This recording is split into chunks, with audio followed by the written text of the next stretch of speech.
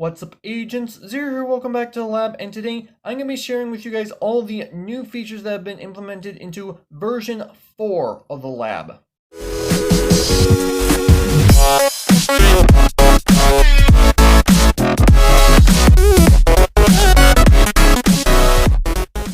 Now, this is a place that some of you may be familiar with and some of you may not. Basically, I use the lab to go ahead and showcase adds and updates, things of that nature. And speaking of updates, supposedly if the due date that Mojang gave is correct, we should be getting the bees update relatively soon, both here on Bedrock Edition as well as Java. It's going to be pretty exciting. I'm going to try to get a video out on that as soon as I possibly can once the update actually comes out.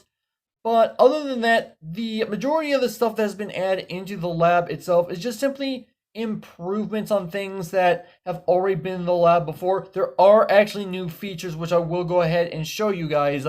But like I just said, the majority of stuff is just simply improvements to pre-existing features. And before we get started, quick shameless plug, if you guys happen to be interested, I actually do own my own Discord server. There's a link down in the description. It's been in the description of all of my videos ever since I actually made the server itself. We had a bunch of improvements and additions just recently thanks to my good friend TGC.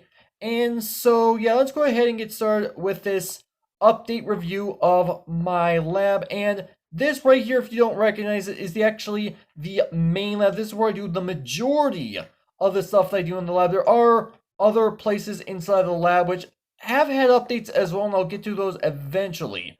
So, how I'm going to structure this video is I'm going to first briefly go over the stuff that has been improved, and then we'll move on to the stuff that is completely brand new inside the actual lab itself. This is going to be fairly interesting, I want to believe. Then again, I built it, so of course I'm going to think it's interesting. So, let's start off with the actual test tubes themselves. Now, these are actually meant specifically for holding mobs and potentially other things. It depends on what I'm showcasing. And I have these buttons above every single one of these test tubes. These have been here before, and what they do is they allow me to open and close the lids pretty easily. When I first created the lab, I had to actually break them down and put them back manually, which is a bit of a pain. But ever since I made that change, it's just been super simple to open and close the lids. This is not something you'd see in the normal lab videos, technically speaking. I don't really open them up during the videos. But what I want to mention as far as the update for this is concerned is that they actually open up a lot faster than they did before. And not only that, they actually have some custom sound effects as well. And I'm only going to be doing one of these test tubes. Pretty much all the test tubes do the exact same thing, obviously with their own respective lids. So let's go ahead and show you guys. And you may have heard a little bit of a popping sound when the lid came off, and it pretty much came off almost instantaneously, which is obviously the whole point. So I'm going to go ahead and put this back on. And there's also another sound effect. This one's not near as easy to hear though. Actually a lot lower sound of this exact same pop that we heard before. Again, I don't know if you guys heard it or not, but it is actually there. Next up is the fans, and this also is something that's been in the lab before. These are more aesthetic than anything. They don't really have any other purpose than that, but you can toggle them on and off, which has been a feature before. However, the actual process of them stopping and then starting back up has been made a lot faster, so they're going to pretty much stop almost instantaneously. And the same thing with turning them back on, they turn on almost instantaneously. So yeah, again, these are more aesthetic than anything. They don't really have any other purpose, but they do stop a lot faster than they did. So we're going to move on to the testing room, which this is just simply, if I don't have room elsewhere in the lab, I just simply use this place.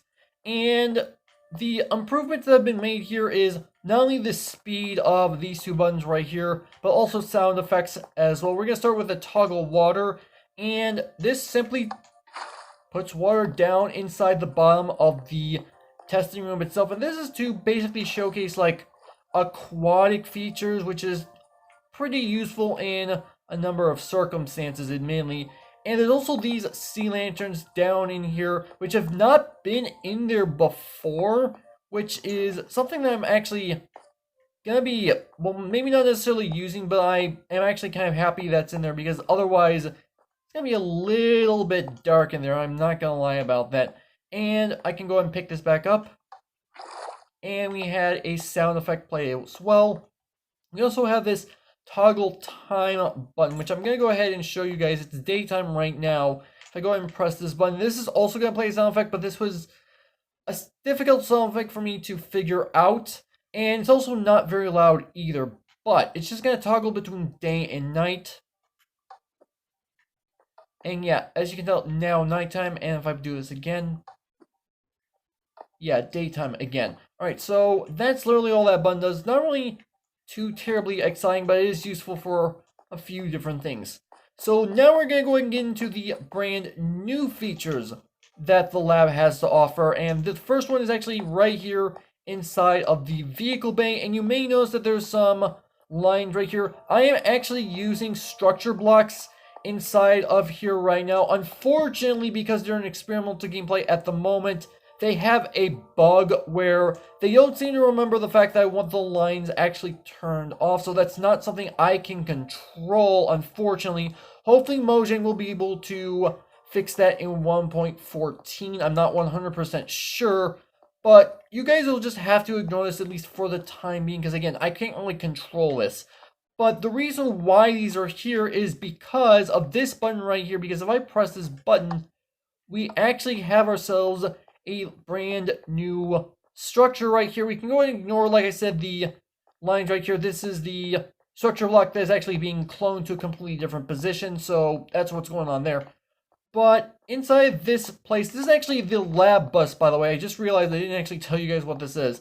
The lab bus, this I designed so that, like, occasionally I will go out and do a little bit of a field trip of sorts. Like if I'm showcasing something that I can't really showcase easily inside the lab, like maybe a newly generated structure or something similar to that, I will go out on a field trip to go ahead and more easily show it off.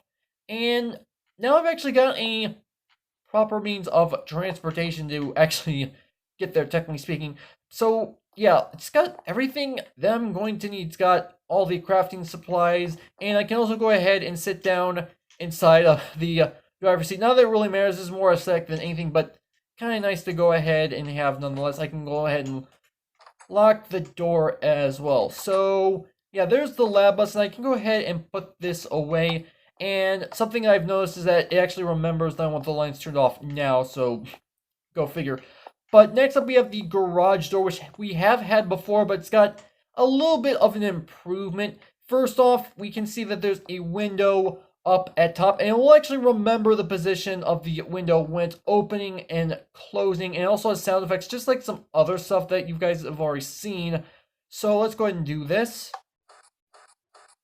And there we go. So as you can tell, window is exactly where it is supposed to be, which is pretty nice. And we're actually going to go outside because I actually upgraded the fountain over here. And this is obviously just aesthetic, but it looks really good because I did recently figure out how to get the particle command to actually work, which is pretty nice, all things considered. So I put this thing together. Looks really good. Previously, I was using barrier blocks and flowing water in order to pull this off, which technically speaking looked nice for what it was, but it wasn't exactly what I was hoping it would look like, whereas this looks a lot better. And I do have to give another shout out to my good friend TGC because he made the design for this new rim outside of the actual fountain itself. It looks pretty good, I am not gonna lie about that.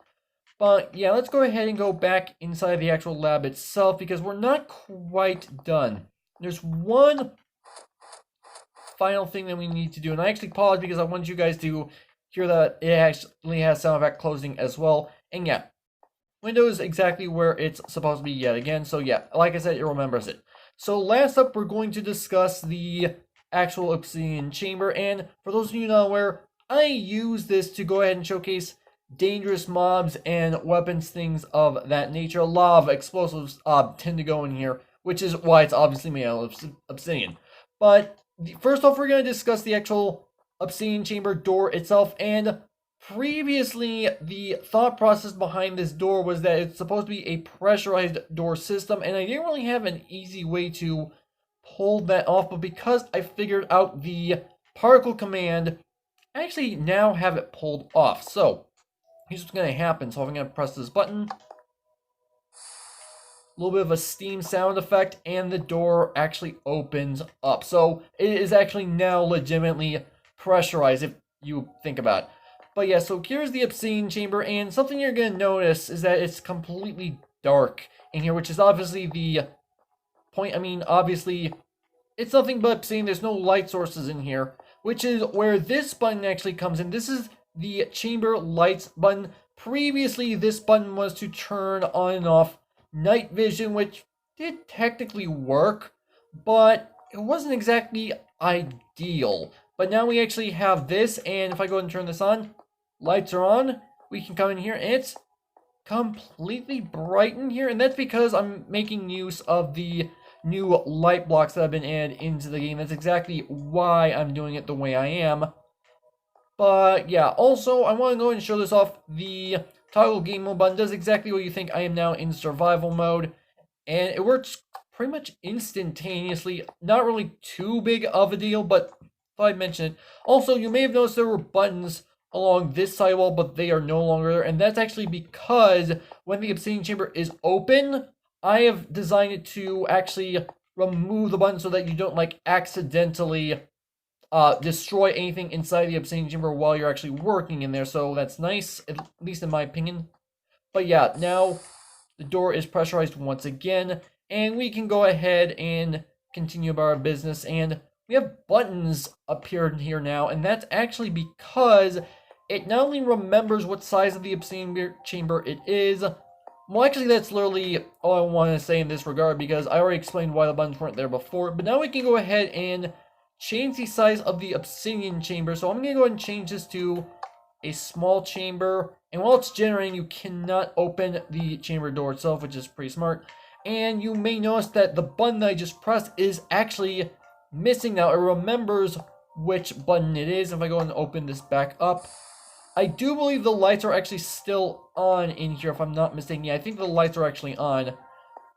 But let me go ahead and turn this off just to double check. And yeah, it is actually starting to get dark. So it does actually remember that the lights are on, which is pretty smart in my opinion. And you're going to notice, yeah, again, it remembers the fact that I have it set to small chamber. I can do the exact same thing with the medium chamber. And you notice that, yeah, medium chamber button is missing now.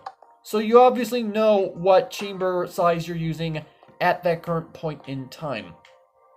But other than that, it's literally all the changes that have been made inside of version 4 of the lab. And one final thing to note is that I do tend to upload the lab to MCPEDL for you guys to download. However, version 4 is not going to be going up for quite some time. I'm hoping that Minecraft version 1.14 is going to remove this bug with the structure block. I don't know if that's going to happen, but I can at least hope so. If it does, then I'll make sure to have this version of the lab upload to MCPDL relatively soon after. I'm just kind of bargaining that's going to end up happening when I don't know for sure. But yeah, just wanted to go ahead and show you guys all the new stuff that's actually inside of the lab itself. I'm actually kind of proud of the way that the lab is turning out within the past, well, basically during the course of my channel, I should technically say. But yeah, this is where I'm going to go ahead and end things off. So, hopefully you guys have enjoyed. If you did, make sure that like button. One more, make sure that subscribe button for future content. Also, you can follow me on Twitter at AgentCP0 to stay updated. This has been Zer0's. Thank you guys for watching, and with that, I'll see you guys later.